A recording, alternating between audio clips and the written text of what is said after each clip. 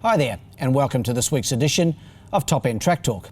I'm Andrew O'Toole, and today we'll be previewing this coming Friday's meeting here at Fanny Bay, the 14th of February, which of course is Valentine's Day. Having not raced in Darwin for just under 2 weeks, the fields are very good. And interestingly, every one of the 40 horses that were nominated for the meeting this week have accepted, which is a very unusual occurrence. A number of smart horses will be on show this Friday, with some of them being prepared for future feature events at the upcoming Alice Springs Cup Carnival through the months of April and the first weekend in May. The first in Darwin on Friday is the Great Northern Brewing Company Handicap. It's a benchmark 54 event. It's over the 1,300 metres. It's time to go at the mid-afternoon time of 3:35 p.m, so a little bit of a later start in Darwin this week and for the next few meetings, incidentally. And my numbers in the opener are 1, 5, 8 and 7. I really liked the run of number 1, Artie Zone here, first up on the track.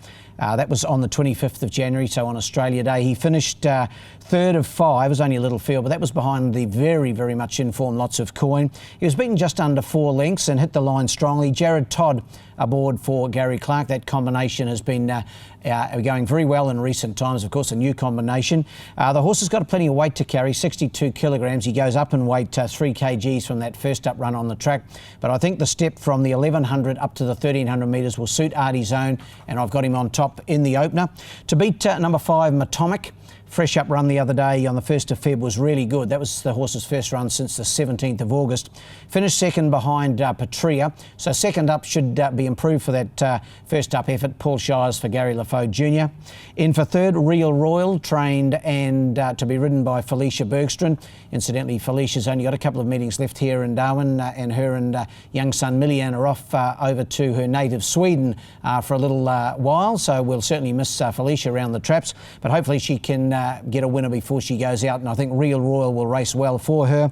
Was a winner 2 starts back, and then last time out behind You Long Awesome rather. Was a little disappointing, I thought, but I'm prepared to allow the horse another chance. And in for fourth, number 7, Hindley Street. 1, 5, 8 and 7 in the day's opener. The second's the Mitties Handicap. It's for the 0 to 64 gallopers. This one over 1,200 metres. We've actually got 2 64 events on the day, one 1,200 and one at 1,600 metres. My numbers in the second are 1, 5, 3 and 2. I'm going here with the fresh runner Skeldak. Jared Todd aboard for Emma Steele. Emma's little team's been going pretty well just of late.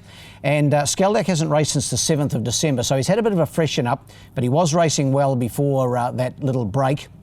He's got no form over 1,200 metres is probably my only concern, but I think in a fresh state he will race well. I think he'll be finishing off strongly over the trip. One on top in what's a tricky little affair. To beat number 5, the fresh runner Recording to Win. Phil Cole trains, and Terry Treichel visits again from the Alice. And Recording to Win hasn't raced since the 31st of August. Raced well during the carnival last year to this 4-year-old mare as she is now. She was a 3-year-old filly then, and I thought in a fresh state she could race really well. In for third, number 3, the Inform I'm a Puppet. It's won its last 2 starts for Gary LaFoe Jr. and Vanessa Arnott continues. No, he doesn't. Paul Shires in the saddle. Got that one crook. Let me have a look. Vanessa's on Type A Dancer, of course, for her partner, Jason Manning. So Paul Shires on for Gary LaFoe Jr. on I'm a Puppet. So the horse will lack nothing on the score of horsemanship there. Won its last 2 going well. And in for fourth, number 2, Trebler. Always competitive in a race of this nature. 1, 5, 3 and 2. Race 3 is the happy 16th Jade Trobus Handicap. Big shout out to Jade Hampson. It's her birthday on Friday, so many happy returns to Jade, 16 years young. This is the Class 2 1,200 metre event, and my numbers here 3, 1, 5 and 2. Going here with number 3, Extraction from the Carl Spry stable, and this one to be ridden by Jared Todd. Could be in for a decent day, Toddy. Like the horse's last couple of runs, finished third in both of them. Last start was 1,100. I think the step up to the 1,200 will suit Extraction.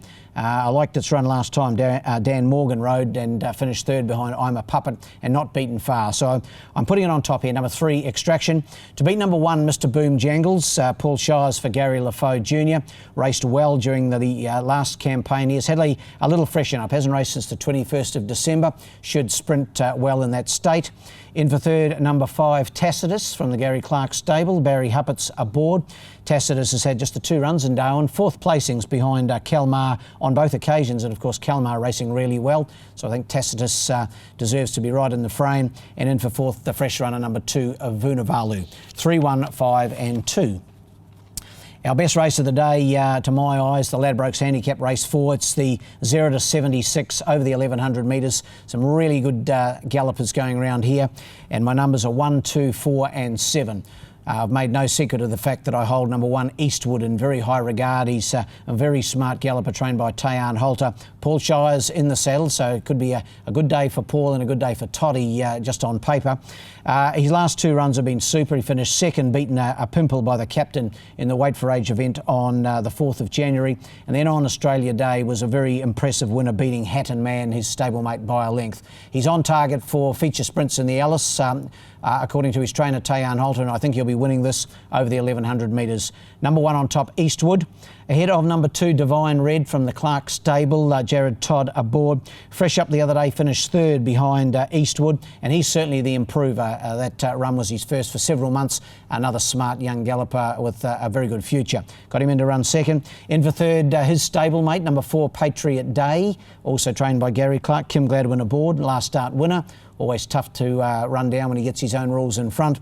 And in for 4th, yet another of the Clark runners, number 7, No Alibi. Another horse racing in good form. 1, 2, 4 and 7 in the day's feature.